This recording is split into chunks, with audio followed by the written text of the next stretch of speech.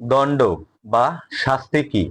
দণ্ড বা শাস্তি বলতে আমরা বুঝি সাক্ষ্য প্রমাণ শেষে আদালত কর্তৃক প্রদত্ত বা আরোপিত দণ্ড বা শাস্তিকে।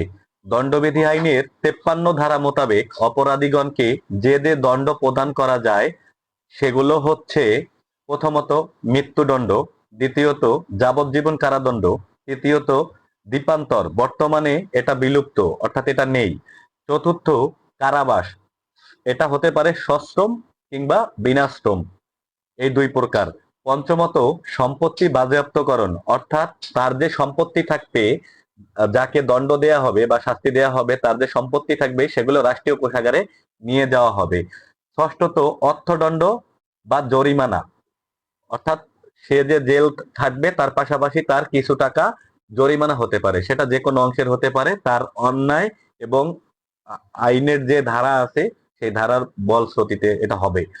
আর এটা বলা আছে দণ্ডবিধি আইনের 53 ধারায়।